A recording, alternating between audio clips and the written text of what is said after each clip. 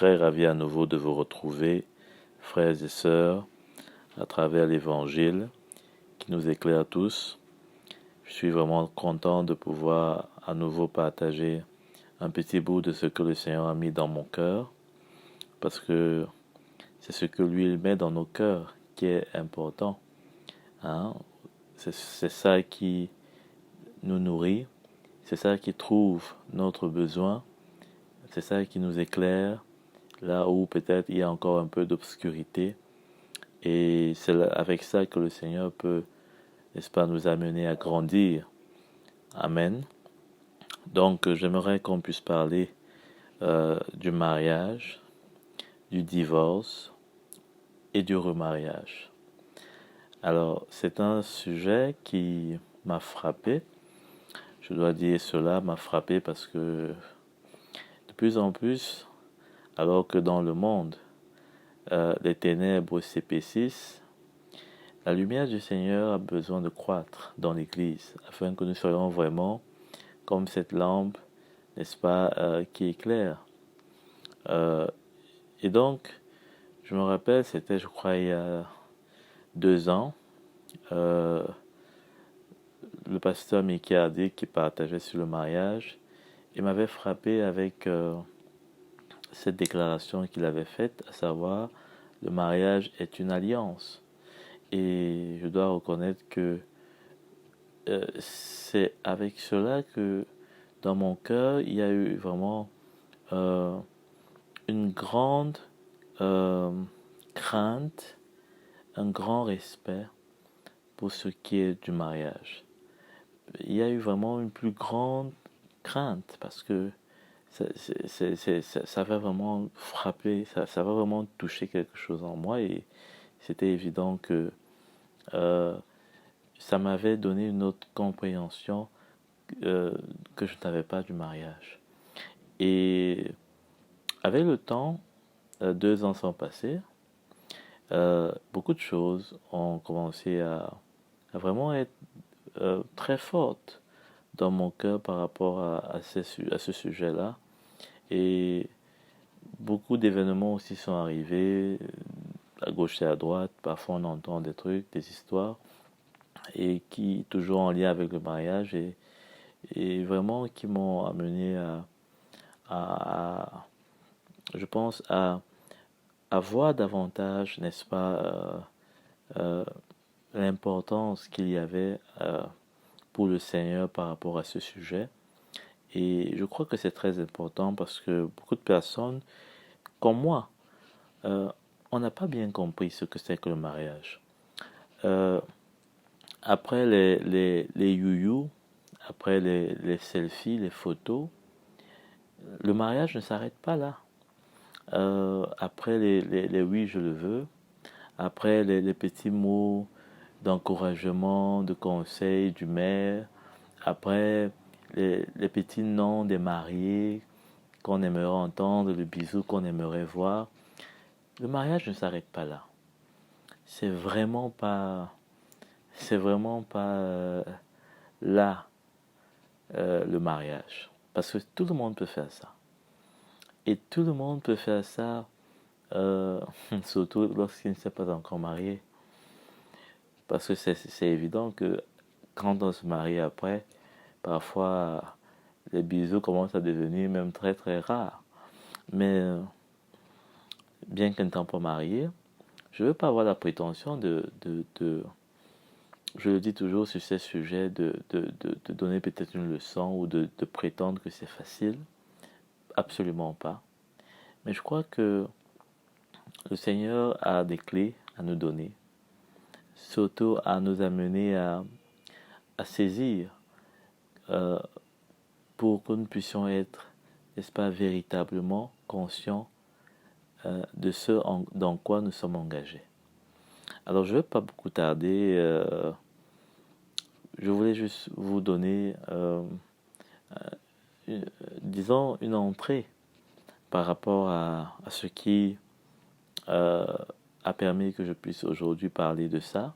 J'avais déjà parlé tantôt du célibat et aujourd'hui j'aimerais aborder ces 3 points J'espère que le Seigneur va m'aider vraiment à vous communiquer euh, tout ce qu'il a en réserve. Alors, premièrement, je voudrais dire d'entrée de jeu que le mariage, selon Christ, commence dans la mort. Le mariage commence dans la mort. Ça peut être une phrase qui choque peut-être, parce que quand on voit tout ce qui se passe quand il y a un mariage, on se dit c'est absolument pas la mort. Et pourtant, c'est la mort qui doit nous faire entrer dans le mariage. C'est pas la mort que l'on entre dans le mariage. Et je voudrais aussi d'ailleurs le dire, c'est que le mariage est quelque chose qui ne peut être vécu que par des hommes et des femmes qui ont donné leur vie au Seigneur. Alors, on va sûrement me dire que mais il y en a qui n'ont pas donné leur vie au Seigneur, mais qui sont mariés depuis des années et qui peut-être même peuvent être des modèles pour ceux qui se disent être dans le Seigneur, mais qui ont des problèmes, entre guillemets. Mais lorsque on regarde par exemple à ce qui se passe aujourd'hui dans le monde entier, comment le monde est renversé, comment tout ce qui paraissait solide, comment tout ce qui ne paraissait plus être possible, aujourd'hui on le voit de notre vivant. On voit comment les économies sont renversées, comment est-ce que les puissances, les États qui se voyaient puissants sont renversés, et etc. On comprend et on doit bien se l'avouer.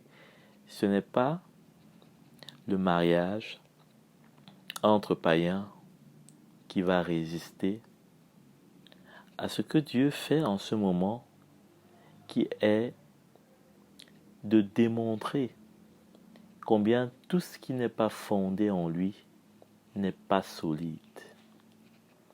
Tout ce qui n'est pas fondé en Christ n'est pas solide.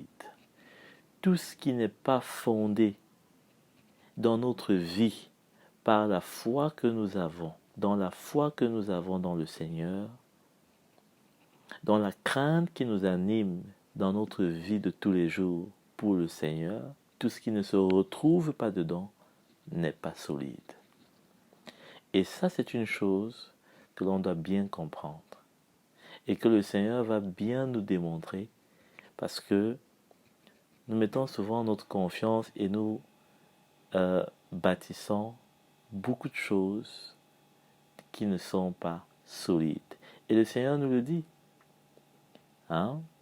que celui qui veut bâtir sans lui, eh bien, quand les flots vont commencer à s'agiter et que les vents vont commencer, n'est-ce pas, à être forts, ce qui n'est pas solide, ce qui est bâti sur du sable, va s'effondrer. Donc on ne peut pas dire que le mariage qui est entre les païens et qui peut-être a déjà 40 ans et plus, eh bien, ça veut dire que c'est possible. Ça veut dire que ce n'est pas juste la chose des chrétiens ou de ceux qui ont la foi en Christ. Je dis, c'est absolument pas vrai. Parce que même si ce mariage a duré, ce mariage est déjà, je sais pas moi, à 20 ans, à 25 ans, encore faut-il qu'il puisse glorifier Dieu d'une manière qui est digne de sa parole, qui est digne de l'œuvre qui a été accomplie à la croix. C'est là qu'on va glorifier Dieu. c'est là qu'on va véritablement accomplir, n'est-ce pas, ce pourquoi le mariage a été destiné, à savoir nous montrer un exemple de l'amour de Christ pour l'Église. Amen. Et je voudrais continuer en disant que lorsque l'on parle du mariage, pour commencer par là, c'est vrai que je vais peut-être enjamber le mariage, le divorce, quelquefois, ou le remariage, et quelquefois encore. Mais c'est vrai que aussi que je vais essayer de délimiter pour parler spécifiquement ou essayer plus dans une première partie du mariage, dans une deuxième du divorce et dans une troisième du remariage. Mais ça peut arriver que certains éléments se chevauchent.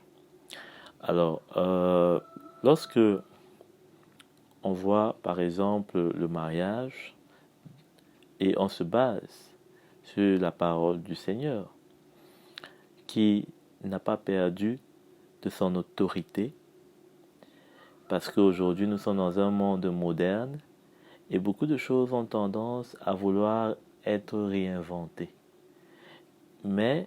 ou à s'adapter. Mais on ne peut pas réinventer ou réadapter ce qui n'a pas été fait par nous.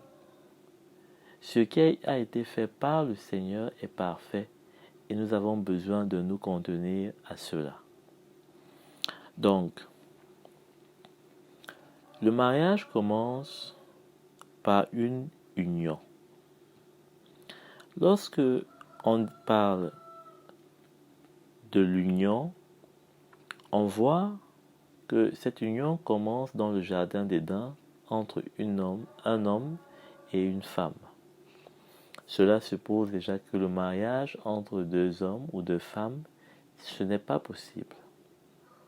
On ne peut pas aujourd'hui, pour faire plaisir, entre guillemets, ou alors pour dire que c'est l'amour et que l'amour doit tout accepter et ne rien rejeter, et bien dire que on peut permettre un mariage entre deux hommes ou entre deux femmes.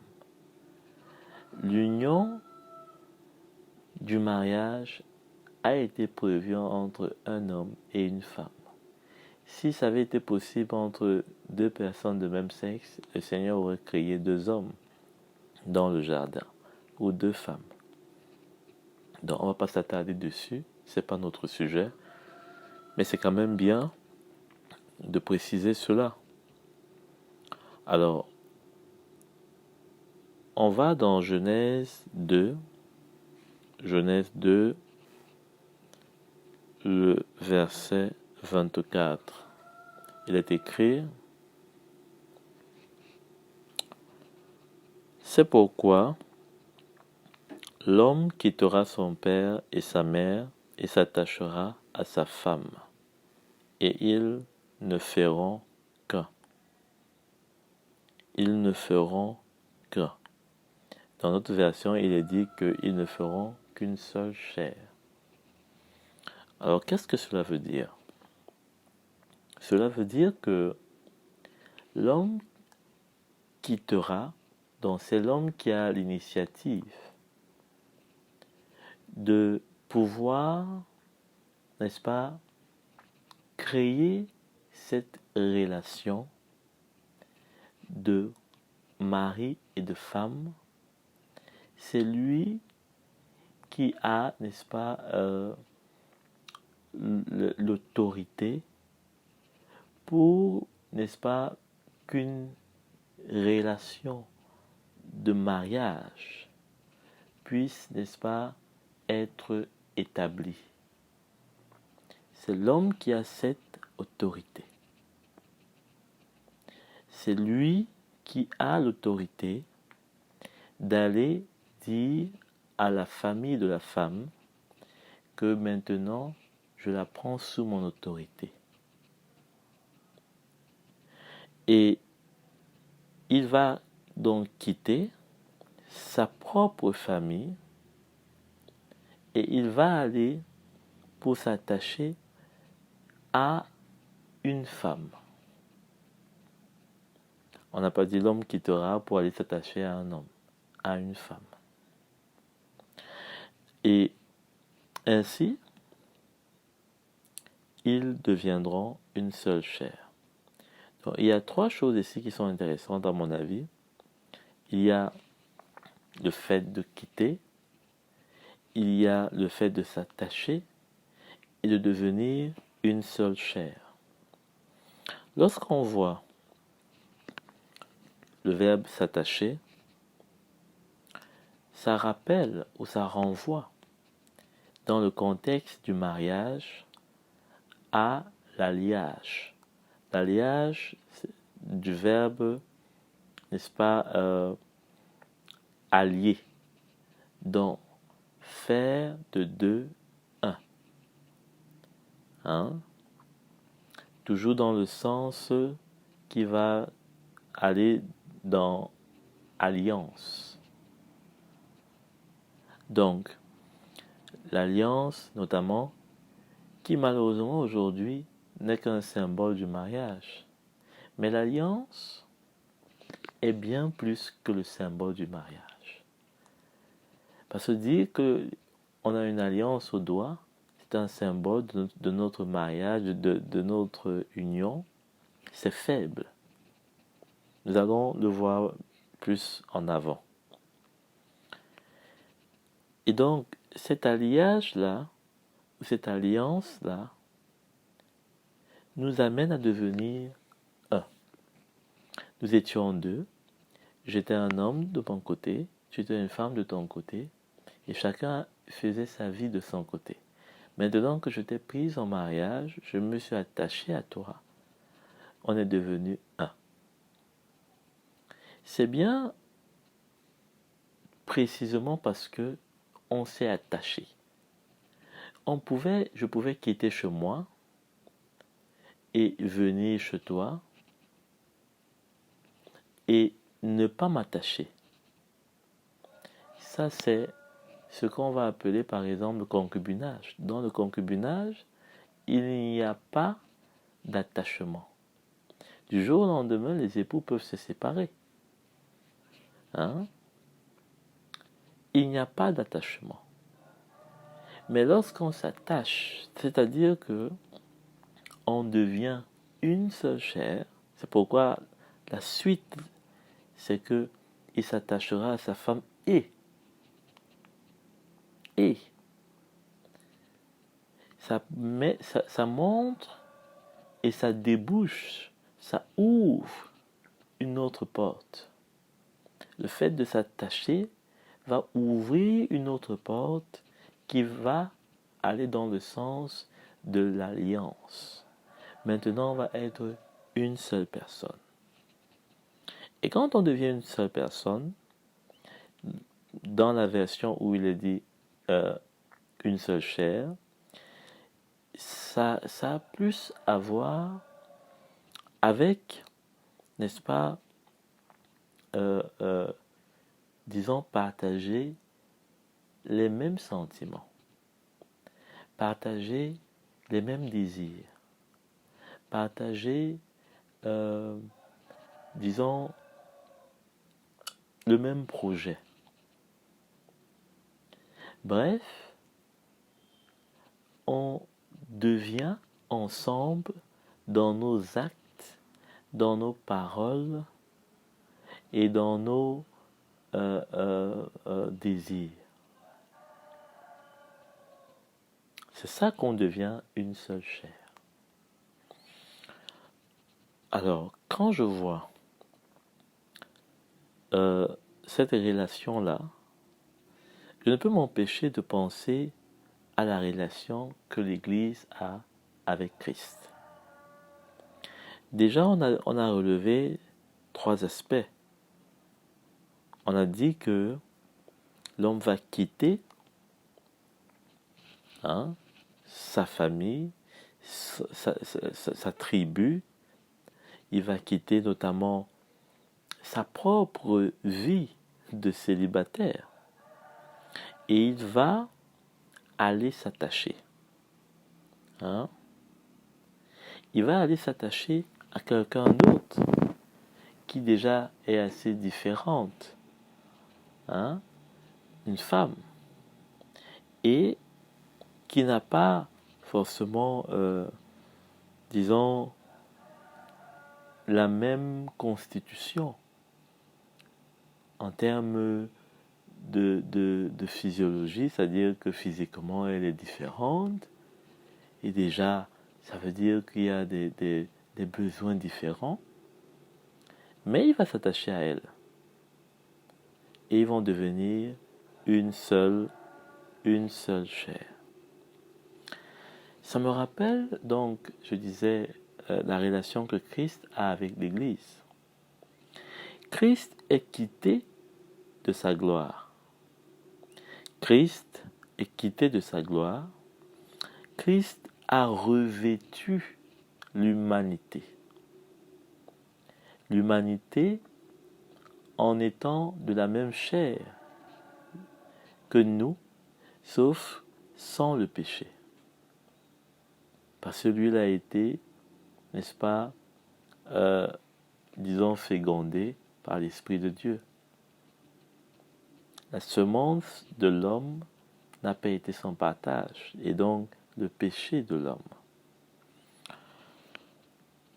Ensuite, il a donné sa vie à la croix pour son épouse.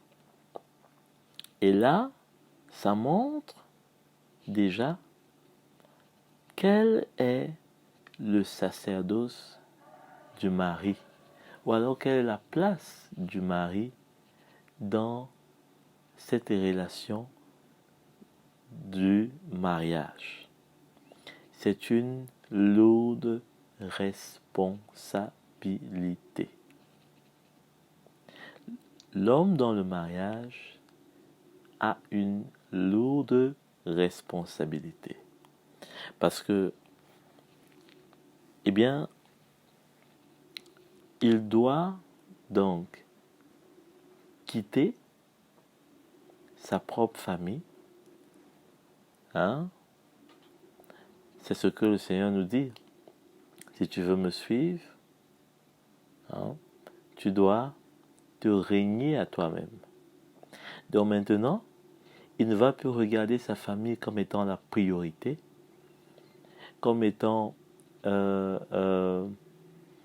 celle qui a, n'est-ce pas, la plus grande importance. Il doit, après avoir s'être renié à lui-même, il doit prendre sa croix. C'est-à-dire maintenant, il vient vers une personne qu'il ne connaît pas parfaitement, mais il doit prendre sa croix, c'est-à-dire il doit être prêt à faire face à tout ce qu'il peut avoir comme différence. Puisqu'on a dit que déjà la femme dans sa constitution, elle est différente. Elle a des besoins différents de l'homme. Mais il doit pouvoir prendre cette croix. Puisqu'il a dit qu'il aime. C'est pourquoi il a quitté sa famille. Et qu'il a amené également son épouse à quitter la sienne pour devenir sienne à lui. Et donc, là, ils peuvent, n'est-ce pas, prendre le chemin du mariage, c'est-à-dire devenir maintenant un ensemble. Donc, suivre Christ. C'est pourquoi tantôt je disais que le mariage ne peut être que au sein d'un couple chrétien, parce que le mariage suit le modèle que Christ a laissé à l'épouse qu'est l'Église, son épouse, quand il dit aux disciples, à ses disciples, quand il dit à ces hommes, à ces femmes qu'il écoutait avec attention, si vous voulez me suivre, si vous voulez être mes disciples, voilà, voilà, voilà. Le Seigneur, n'est-ce pas, était très clair par rapport à ce passage. Parce qu'il savait que on peut dire beaucoup de choses, on peut vouloir beaucoup de choses, mais c'est par ce moyen-là que véritablement est disciple celui qui s'identifie, celui qui prend le même chemin, celui qui veut être un mari, une femme mariée. C'est dans ce chemin. Et ce chemin, beaucoup ne l'ont pas saisi, beaucoup ne l'ont pas intégré dans cette nouvelle vie du mariage. Je voudrais comparer le mariage un peu à la nouvelle naissance. Lorsqu'on est marié, c'est un peu comme si on venait de naître de nouveau. On s'engage dans les eaux du baptême. On s'engage à la mairie et devant même les pasteurs et devant les belles familles réciproques à, à, à. Mais parfois, on a comme l'impression que le mariage ne fait pas partie de notre foi dans la mesure où c'est attaché toujours à ce que le Seigneur a dit par rapport à qui veut être son disciple. Parce que de la même manière, on devient un enfant de Dieu et on doit, si on veut être son disciple, c'est-à-dire si on veut faire sa volonté, c'est-à-dire si on veut manifester sa vie, si on veut porter du fruit, si on veut être, n'est-ce pas, comme lui, eh bien, il n'y a pas deux chemins, il n'y a que celui de la croix. Pareil pour le mariage. Si on veut être une femme vertueuse, si on veut être un homme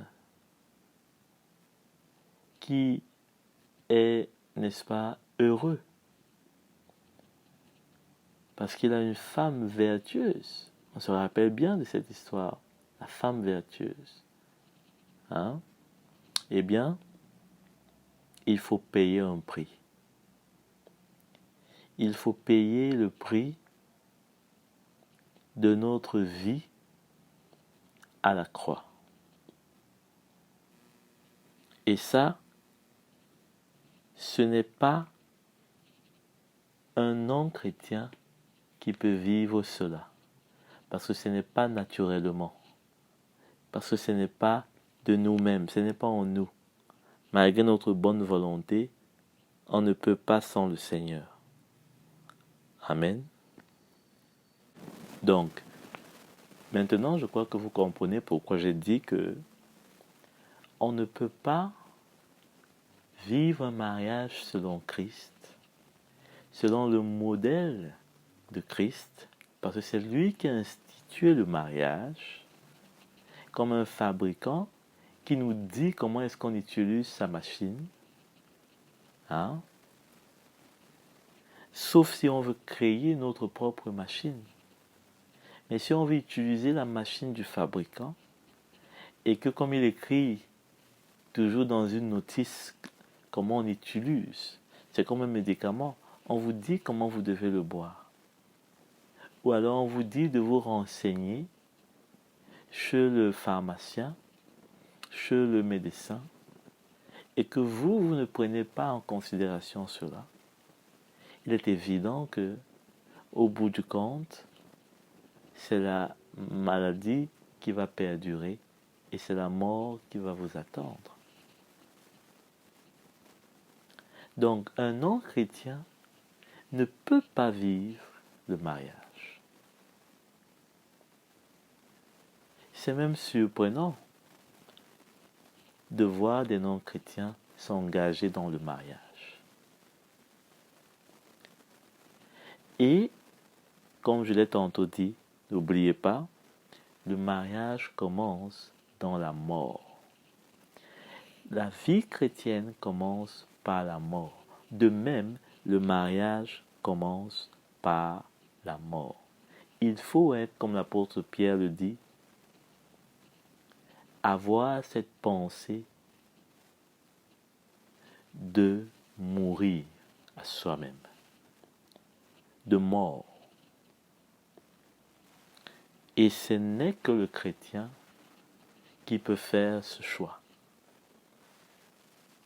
Ayant saisi l'évangile, ayant reçu la lumière de l'évangile, qui peut faire ce choix. Et ce n'est que là que l'on peut déjà, disons à 50%, être sûr, 50% être sûr que ce mariage a des chances de tenir. Amen. De tenir. Alors, allons dans Éphésiens. On a vu Éphésiens, plutôt Romains 8, le verset 35. Romains 8, le verset 35. Il est dit, qui nous séparera de l'amour? Qui nous séparera de l'amour de Christ? Serait-ce la détresse, l'angoisse, la persécution, la faim, le dénuement, le danger ou l'épée? Hein? Qui nous séparera de l'amour de Christ? Voilà une question qui nous séparera de l'amour d'un époux, d'une épouse qui nous aime de la manière dont Christ nous a montré, en vivant pour son mari, pour sa femme. Qui séparera un tel couple de tels époux? C'est la question qu'on peut se poser. Si je vis avec ma femme, si je vis avec mon mari, comme une seule personne, comme un alliage, c'est-à-dire qu'on était deux, mais depuis qu'on s'est marié, on est devenu une seule personne. On ne peut plus retrouver un à gauche, un à droite.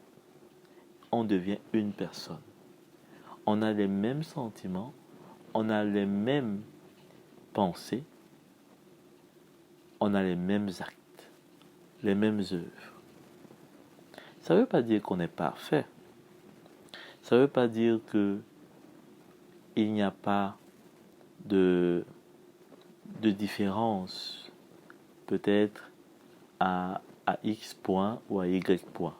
Ça ne veut pas dire que il n'y a jamais de mésentente, mais ça veut dire que, et surtout que, lorsqu'il peut bien avoir toutes ces choses, la femme va prendre sa place parce qu'elle reconnaît l'autorité de son mari.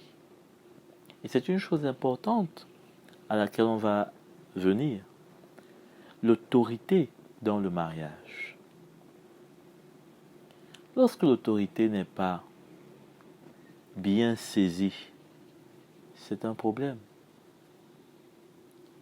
Donc, la femme va prendre sa place et le mari va prendre sa place. Sa juste place. Il ne va pas abuser de son autorité. Il ne va pas utiliser son autorité pour écraser sa femme. Non. Mais au contraire, il va donner sa vie et il va la donner de manière à ce que sa femme voie son amour pour elle. Qu'elle voie combien il aime au point de donner sa vie, d'accepter de perdre raison, d'accepter de ne pas être lui aussi parfois d'accord, mais d'accepter le point de vue de sa femme, d'accepter peut-être quelque chose qui n'est pas forcément utile pour lui, mais parce que sa femme est une femme, elle a des désirs contraires, parfois de céder, quitte à ce que sa femme lui donne raison après. Mais ce qui est sûr, c'est que sa femme sait que c'est lui l'autorité au milieu des deux et qu'il y a des choses avec lesquelles elle peut bien s'amuser, il peut bien céder, mais qu'il y a des choses avec lesquelles elle ne peut pas. Par exemple, lorsque le mari choisit où est-ce que vont fréquenter les enfants, c'est une chose importante. La vie des enfants, l'éducation des enfants est une chose importante. Et si le mari a donné le dernier mot, la femme doit s'aligner. Ainsi, au dehors, on ne verra pas que la femme est contre. On verra que c'est même elle qui est allée les inscrire. Mais une chose est sûre, c'est que surtout, c'est le Seigneur qui sera glorifié. Parce qu'il n'y aura pas d'éclat de voix pour amener les païens à se réjouir. Parce qu'il n'y aura pas, n'est-ce pas, de pleurs et de grincements de dents et de plaintes. Parce que la femme aura accepté dans la soumission, pas en pleurant, mais en se réjouissant que le Seigneur est au contrôle alors qu'elle prend sa place.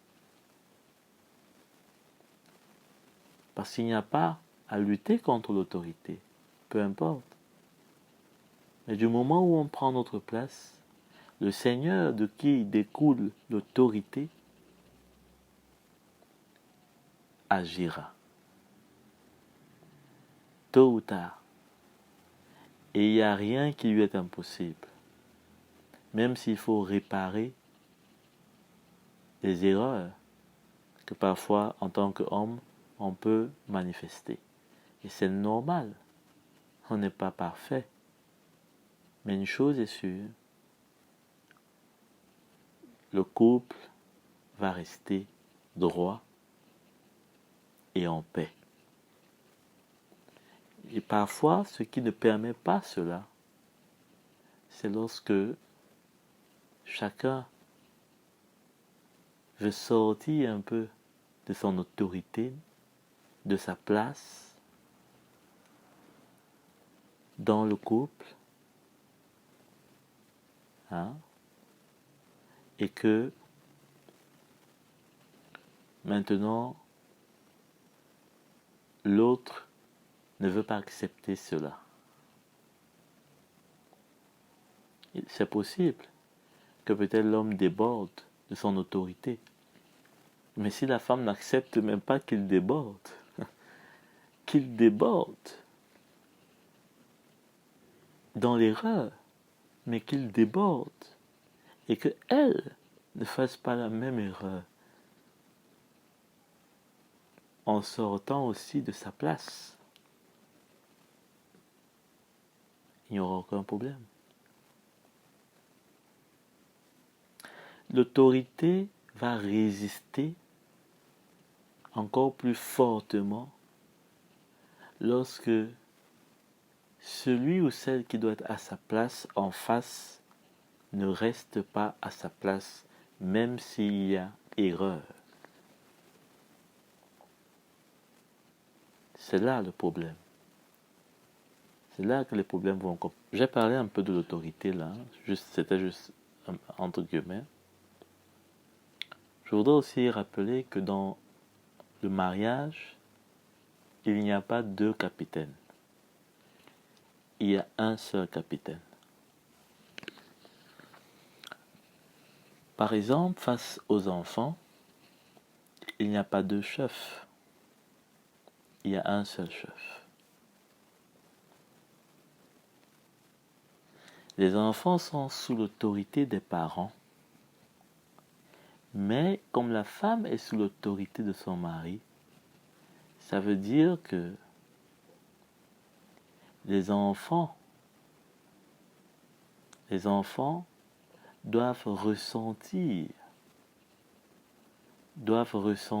que c'est le papa qui a le dernier mot et que maman est aussi sous l'autorité de papa. C'est très important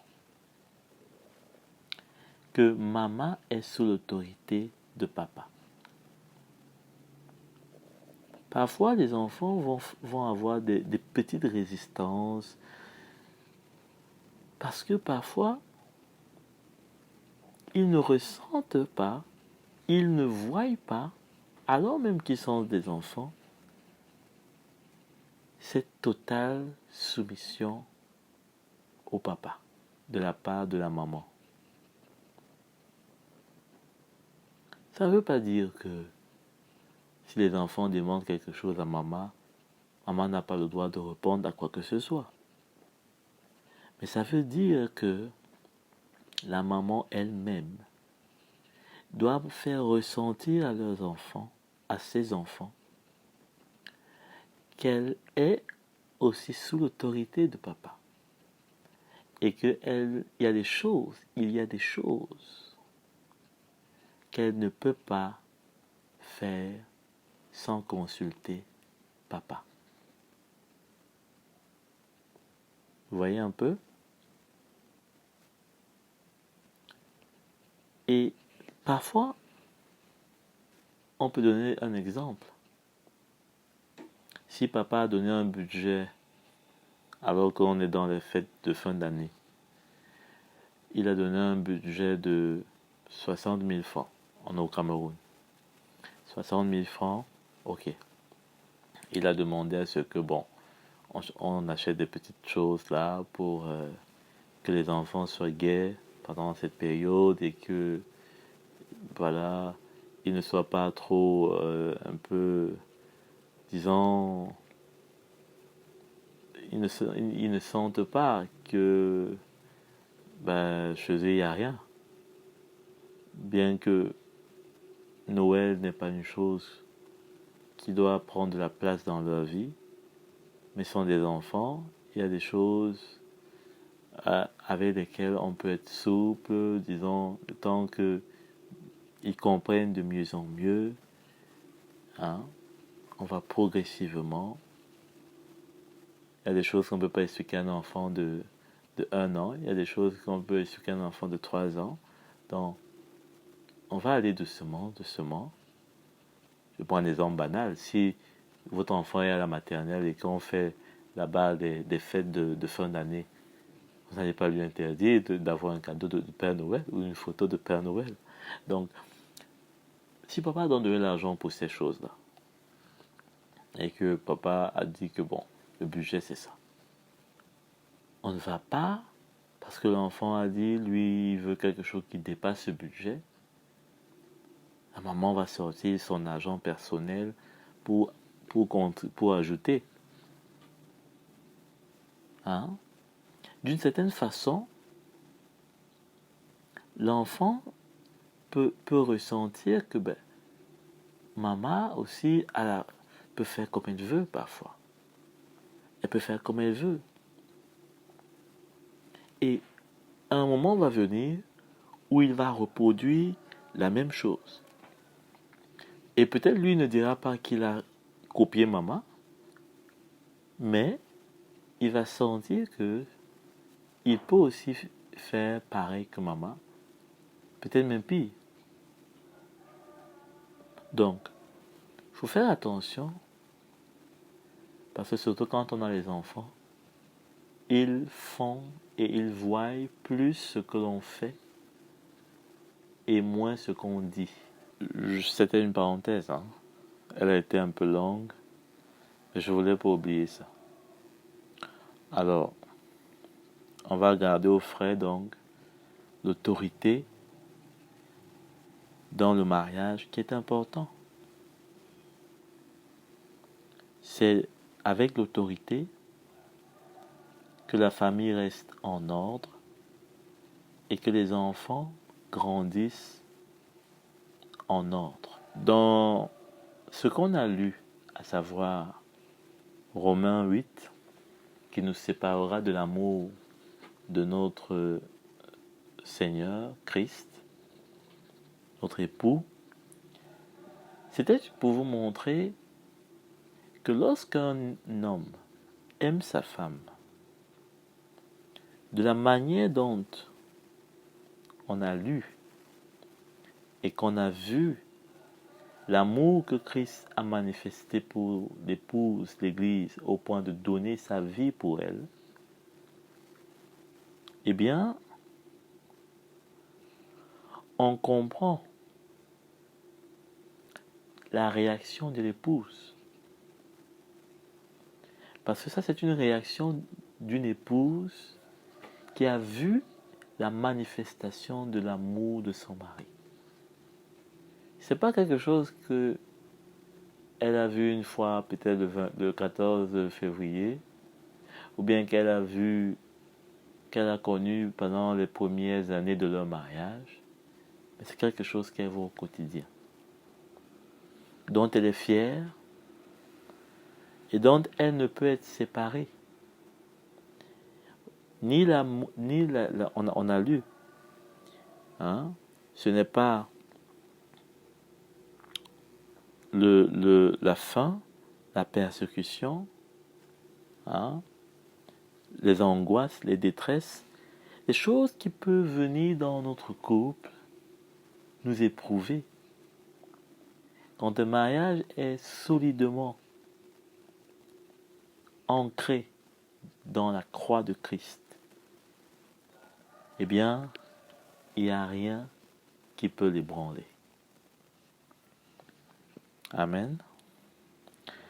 Dans Genèse au chapitre 17, le verset 10, Genèse au chapitre 17, le verset 10, il est écrit: Voici quelle est mon alliance, celle que vous garderez entre moi et vous. Quand il parle de moi, il parle de lui, l'Éternel, Dieu. Il dit vous, il parle ici des Israélites. C'est avec eux que Dieu a fait alliance. Ce n'est pas avec nous, cette ancienne alliance. Il dit avec vous. Donc il parle de ceux qui étaient le peuple d'Israël en ce moment. C'est avec eux qu'il a fait alliance. Il dit avec vous, ainsi que la descendance après toi. La descendance après toi. Donc, les fils d'Israël.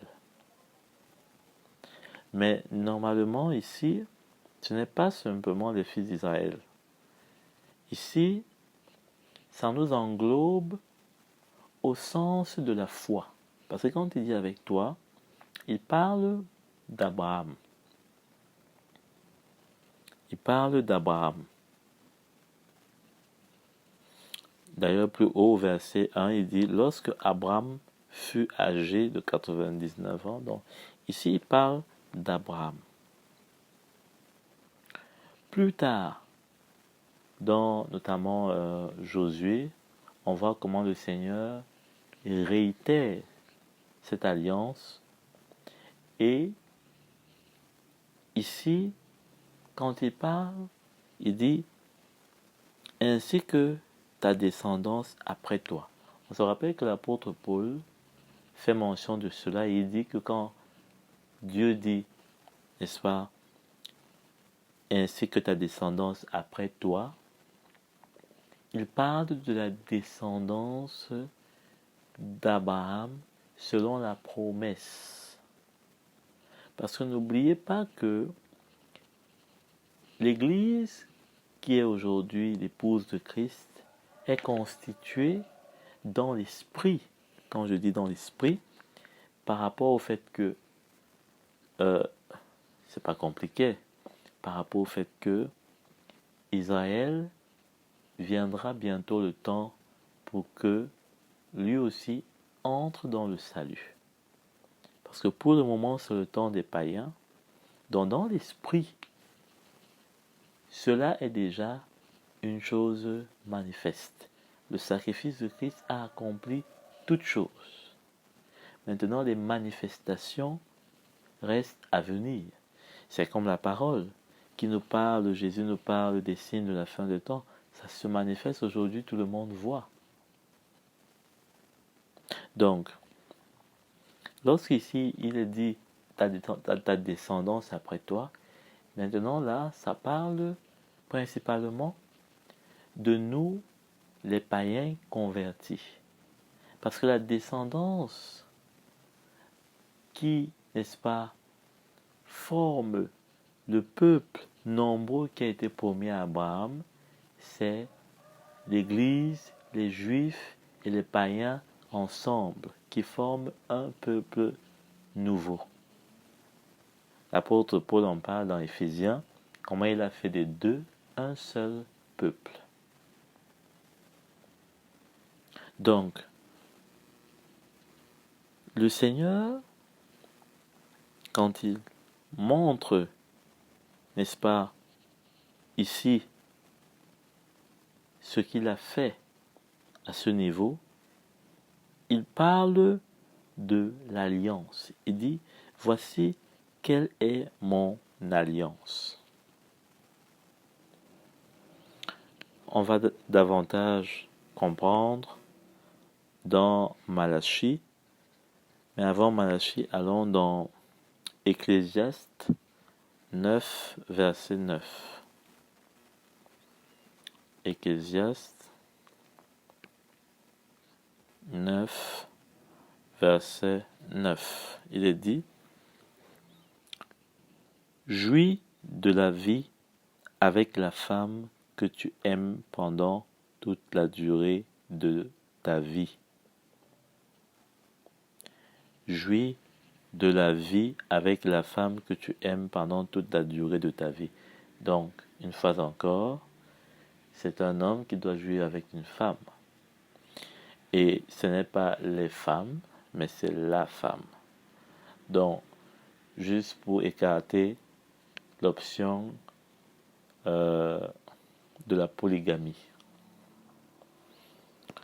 Aujourd'hui, il y a beaucoup de choses qui essaient de pénétrer l'Église, comme si la parole de Dieu n'était pas suffisamment claire. Donc, jouis de la vie avec la femme que tu aimes pendant toute la durée de ta vie, sans consistance que Dieu t'a donnée sous le soleil, pendant la durée de ton existence fumeuse, car voilà quelle est la part dans la vie, dans la peine que tu te donnes sous le soleil. Bon, ça ne nous intéresse pas. Mais ça nous montre que le Seigneur a voulu que l'homme et la femme puissent jouir ensemble de la vie sur la terre. C'est une chose qui est normale, c'est une chose qui est naturelle, c'est une chose qui a été voulue de Dieu. Le mariage est une chose qui a été voulue de Dieu. Ce n'est pas une chose qui était pour l'ancienne alliance. Ce n'est pas une chose qui n'est pas pour les hommes et les femmes dans le Seigneur. Hein? Mais c'est bel et bien une chose qui est pour eux. Je l'ai dit tantôt, c'est une chose qui est même pour ceux qui sont dans le Seigneur. Ce n'est pas un péché. Ce n'est pas quelque chose qui n'a pas sa place étant devenu enfant de Dieu. C'est vrai qu'on va voir que l'apôtre Paul avait une lumière, sûrement aujourd'hui qui nous manque beaucoup, mais avec la grâce du Seigneur qui revient de plus en plus et plus grande même. Mais le mariage est une chose que le Seigneur a voulu pour nous montrer à nous-mêmes qui vivons cela, combien est grande et merveilleuse et glorieuse et éternelle l'amour que Christ, a pour l'Église. L'amour que nous avons ici pour notre femme, pour notre épouse, va s'arrêter. Ça ne va pas continuer au ciel. On ne va pas revoir son mari au ciel et on va dire « Oh, coucou mon mari » ou « coucou chérie ». Non. Mais c'est pour nous montrer, pour nous encourager, pour nous faire goûter, en tout cas ceux qui sont dans le mariage ou qui sont appelés à se marier, à rendre grâce et à glorifier le Seigneur pour ce merveilleux bonheur qu'il a pour nous en tant que son Église. Amen. Allons terminer avec ce verset dans Ézéchiel au chapitre 16, à partir du verset 8. Il est écrit: Je suis passé près de toi, dit l'Éternel, et je t'ai regardé. Tu étais en âge d'aimer. Tu étais en âge d'aimer. Donc, lorsque on épouse une femme, lorsqu'un mari veut s'engager envers une femme, ils doivent être des hommes et des femmes en âge de pouvoir discerner ces choses. C'est-à-dire, ça doit être des frères et des sœurs qui ont saisi, qui ont compris le fondement du mariage. Le fondement du mariage, ce n'est pas l'amour, point. Parce qu'on s'aime, on se marie. C'est pas parce qu'on a les mêmes objectifs, parce qu'on a les mêmes idées, ou parce qu'on a les mêmes ambitions. ou la même vision. Toutes ces choses sont bonnes. Mais le vrai fondement du mariage, c'est la croix de Christ. Tout dans la nouvelle alliance est fondé dans la croix de Christ. C'est pour ça que le manque de lumière de la croix de Christ dans l'Église aujourd'hui est plus qu'un problème. C'est plus qu'un problème. Et aujourd'hui, on a besoin, pas des séminaires de mariage, pas des conseillers matrimoniaux, pas de, je ne sais pas moi quoi, pas de retraite matrimoniale. Non, on a besoin de la révélation de la croix de Christ, de la prédication de la croix de Christ. Il faut arrêter avec des choses qui ne marchent pas, avec des principes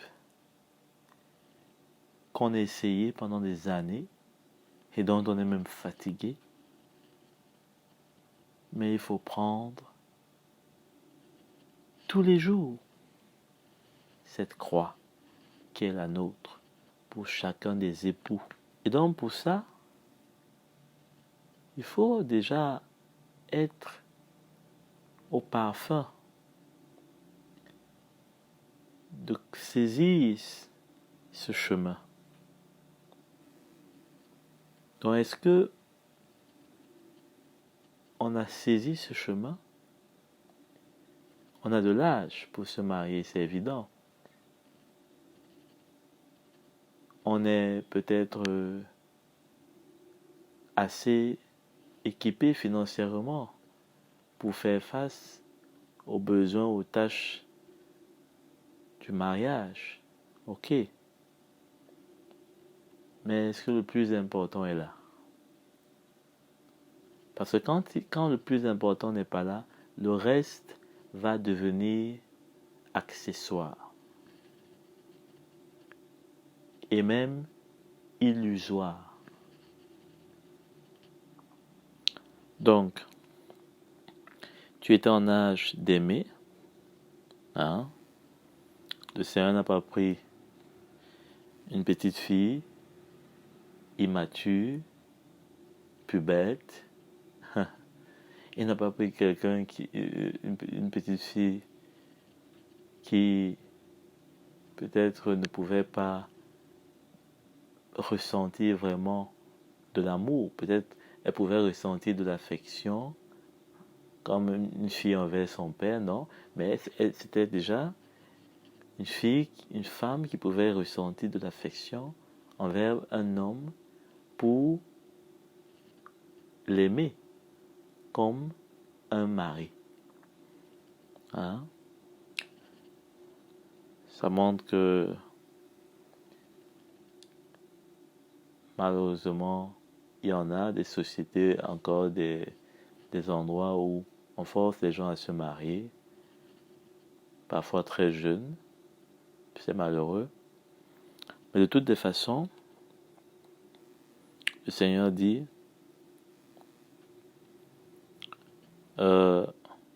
j'ai étendu sur toi le pan de mon habit. Hein, ça rappelle un peu l'histoire de Ruth. Hein, de Ruth.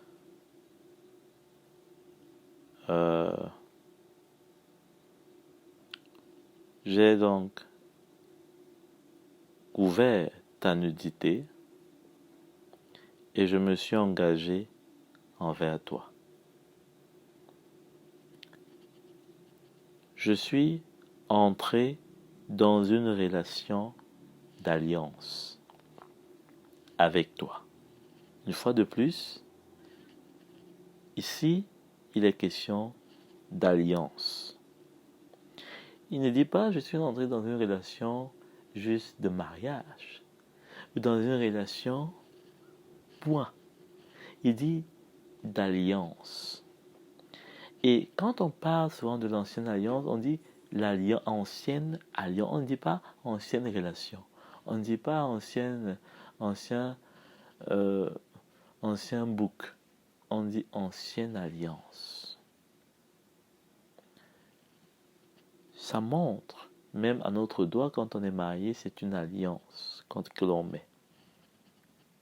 On met cela, même si c'est un petit fil, ça ne dérange pas, c'est pas ça le problème. Même si ce n'est pas en or, ce n'est pas ça le problème. Même s'il n'y a pas un diamant dessus, c'est pas ça le problème. Mais l'alliance parle d'une relation qui est plus forte que toute autre relation qui peut exister. L'alliance parle d'une relation qui est plus forte que toute autre relation qui peut exister. C'est pas pour rien que même quand Christ a inauguré la nouvelle alliance, ça a toujours été une alliance. Ce n'est pas devenu la nouvelle relation, mais c'est devenu la nouvelle alliance. Comme je l'ai dit tantôt, l'alliance parle de ce qui est devenu un des deux qui ont existé avant. Des deux qui ont existé avant, c'est devenu un. Lorsqu'on fait une alliance du cuivre, peut-être avec de l'étain, l'étain sont des matières, eh bien, on peut voir la solidité. Quand vous voyez par exemple dans l'histoire, comment on pouvait fabriquer des boucliers. Pour certains, on pouvait vous dire, ce bouclier est le plus résistant. Parce qu'il est fait d'un alliage, c'est-à-dire que les matières qui ont été utilisées pour composer ce bouclier ont permis sa solidité. Ainsi, l'alliance que le Seigneur déclare ici, il parle ici d'Israël. Au verset 9, il dit, déclare le Seigneur, l'Éternel, et tu es à moi. Je t'ai lavé dans l'eau, j'ai fait disparaître le sang qui était sur toi. Là, ça nous parle de nous aujourd'hui, quand Christ nous a lavé dans l'eau de sa parole. Hein? Il dit à ses disciples que vous êtes purs, hein? Vous êtes purs de par la parole que vous écoutez. Hein? Donc, j'ai fait disparaître le sang qui était sur toi dans nos culpabilités, hein? Nos péchés, nos crimes, et je t'ai parfumé avec de l'huile. Hein? C'est-à-dire l'esprit qu'il a mis en nous. Et donc, pour qu'on puisse manifester des œuvres nouvelles et agréables, c'est ça ce parfum. Donc, on voit là hein, comment Christ nous a amenés dans une nouvelle alliance. Au verset 10, il dit, je t'ai habillé avec des vêtements brodés, synonyme de royauté, et je t'ai chaussé avec du cuir fin. Hein? Et j'ai mis un bandeau de fin lin et je t'ai drapé de soie. Ça parle de la royauté, ça parle de la pureté, le bandeau de soie. Hein? On voit ce vêtement dans l'Apocalypse dont le Seigneur nous parle. Ça parle de cette pureté, de cette sainteté. Donc, le Seigneur nous a amenés dans une alliance qui symbolise une relation qui est forte, qui est indestructible. C'est pourquoi Jésus dit que rien ne prévaudra contre eux, n'est-ce pas, son Église. Parce que la relation qu'il sait forte, qu'il unit avec l'Église, ne peut être détruite. Et il dit, les portes du séjour des morts ne prévaudront point contre nous. Elle ne peut être détruite même par les portes du séjour des morts. Elle ne peut être détruite. Et donc, quand on ramène cela à notre élément du mariage, puisque la relation de l'Église avec Christ préfigure, n'est-ce pas, ou alors, disons, montre en parallèle la relation de l'homme et de la femme dans le couple, dans le mariage. Et donc nous aussi, en tant que des alliés, en tant que des personnes qui sont dans une alliance de mariage, nous ne sommes plus un, chacun, nous ne sommes plus un, chacun dans la relation, non, mais nous sommes un seul, et nous sommes indivisibles, étant un seul dans la relation. Nous ne sommes plus un chacun dans la relation, mais nous sommes un seul. Un seul. Une seule personne. Et dont la femme ne peut plus voir ses désirs pour les manifester, pour les réaliser. En principe, c'est l'homme qui doit voir les désirs de sa femme et les réaliser. Comme si c'était sa femme elle-même qui réalisait ses désirs. Et vice-versa. L'homme devait voir ses désirs être manifestés par son épouse. C'est là qu'il y a cette manifestation de une seule chair. Pour prendre un exemple simple,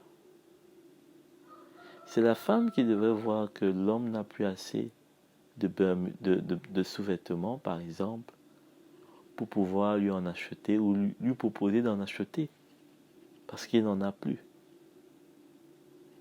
Mais juste cet exemple-là, combien aujourd'hui, dans leur couple, combien de femmes savent exactement le nombre de sous-vêtements, par exemple si c'est des Bermudas, que leurs maris ont.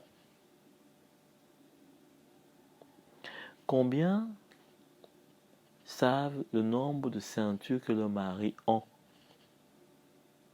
Ça, ce sont des exemples qui peuvent paraître très intimes. Mais quand on va aller plus loin, on va se rendre compte que le Seigneur est intéressé même par notre intimité. Parce que dans cette intimité, que nous on appelle intimité, mais il est là. Qu'est-ce qu'on peut lui cacher? Qu'est-ce qu'on peut bien lui cacher qu'il ne voit? Alors, la seule chose qui nous manque, c'est de lui apporter cela de nous-mêmes pour qu'il nous aide. C'est un peu comme si on était malade et on veut cacher notre maladie au médecin. On veut lui cacher les parties qui nous font honte. Mais comment va-t-on trouver la solution? Mais ça, c'est juste un exemple pour montrer combien on doit être un quand on est dans cette relation d'alliance du mariage. Je dois être capable, si je suis vraiment allié de mon mari. On va voir plus loin que L'apôtre Paul,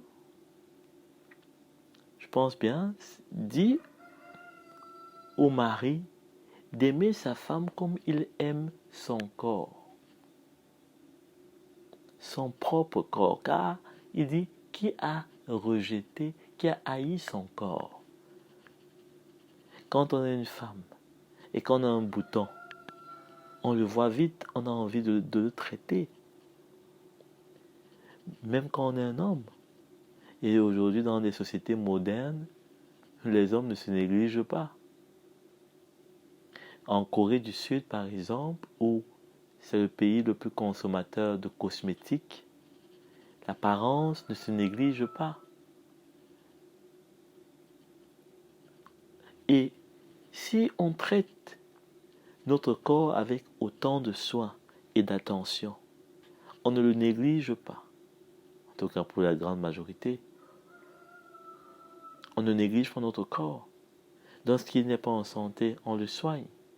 Lorsqu'il a un problème, on veut absolument qu'il soit réglé. Si on a mal quelque part, on part voir un médecin, on prend un médicament. Pareil pour le corps donc de notre mari ou de notre épouse. On devait être capable de savoir ce qui ne va pas avec lui ou ce qui va avec lui. S'il a un problème, c'est sa femme qui devait être capable de manifester la solution à ce problème. J'ai pris le cas des sous-vêtements. Hein? Combien de femmes peut-être savent, n'est-ce pas, si leur mari a changé de sous-vêtements. On va peut-être me dire que oui, c'est possible qu'elle sache puisque c'est elle qui va laver ou qui va s'arranger à blanchir les vêtements du mari. Mais je ne parle pas simplement de laver, de sécher. Je parle d'être aux petits soins, au point de savoir, de remarquer le besoin qu'il peut avoir et lui dire, peut-être même que lui n'est pas au courant de son besoin. Mais tellement vous êtes dans cette relation d'alliance que le besoin, son besoin, n'est-ce pas, est pour vous une évidence, est pour vous quelque chose de normal, de constater et auquel vous recherchez une solution parce que, eh bien, ça vous a frappé, ça vous a dérangé, ça vous a piqué à l'œil. Hein? De toutes les façons, aujourd'hui, on peut multiplier des exemples. Combien d'hommes savent à quel moment peut-être il y a eu dans la vie de leur femme, je ne sais pas moi, à quel moment il y a, n'est-ce pas, cette période de saignement. On n'a pas besoin de forcément voir, je ne sais pas moi, les sous-vêtements de sa femme avant de se dire ou de constater ou d'imaginer. Bref, c'est pour montrer quoi? C'est pour montrer que dans cette intimité-là, si on ne se connaît pas, si on ne connaît pas son partenaire dans cette intimité-là, je ne sais pas par quoi est-ce qu'on peut encore dire qu'on connaît. son partenaire ou sa partenaire. Je ne vois pas. Je ne vois pas. Parce que ce sont des choses qui sont importantes dans la vie de l'autre, qui sont quotidiennes et qui, comme nous sommes alliés, comme nous sommes un, devraient être notre partage. Peut-être que je me trompe, peut-être que je suis excessif, peut-être que c'est pas exactement ça. Mais ce qui est sûr, c'est qu'il y a des choses qui peuvent montrer jusqu'où nous sommes alliés, nous sommes un, nous sommes devenus un, et que nous pouvons devenir de plus en plus un, alors que nous sommes dans cette relation, nous sommes dans cette union d'alliance. Pourquoi?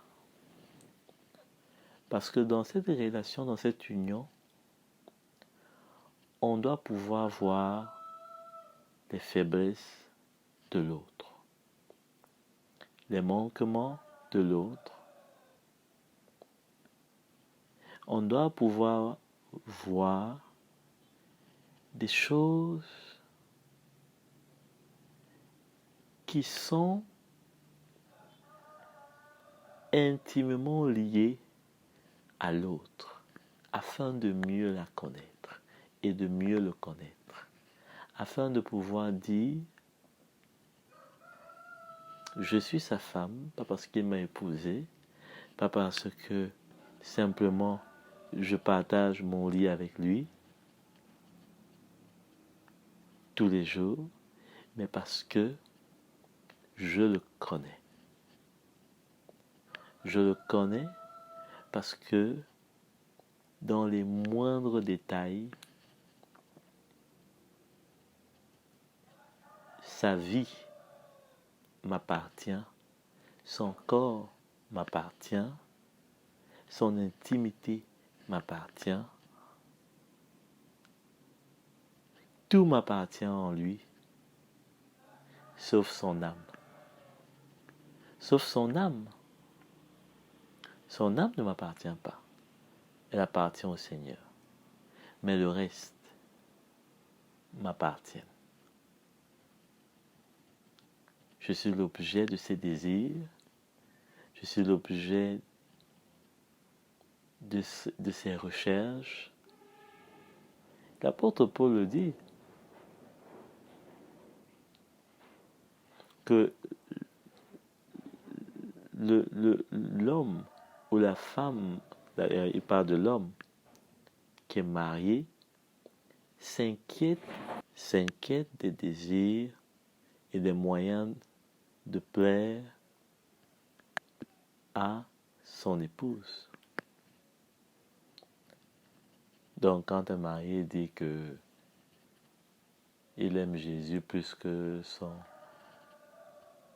son épouse, ou bien qu'une femme dit qu'elle aime Jésus plus que son époux, c'est pas normal. On va arrêter là. Parce que Dieu n'a jamais demandé à l'homme de l'aimer plus qu'il aime sa femme. Et non plus à la femme de l'aimer plus qu'elle aime son mari. Non, c'est pas ça. Au contraire, de plus on aime le Seigneur, de plus ça se verra qu'on aime notre mari. De plus on aime le Seigneur, de plus ça se verra qu'on aime notre femme. Donc il n'y a pas besoin de faire ou de montrer ou plus d'annoncer quelque chose qui n'est non seulement pas biblique, mais en plus pas vrai. Parce que si, je le dis encore, on aime vraiment le Seigneur, comme on dit qu'on aime plus le Seigneur que notre mari, notre femme, ben, on le verra au contraire dans notre amour qui va aussi être de plus en plus pour notre conjoint, notre femme ou notre mari. Voilà. On se retrouve pour la suite.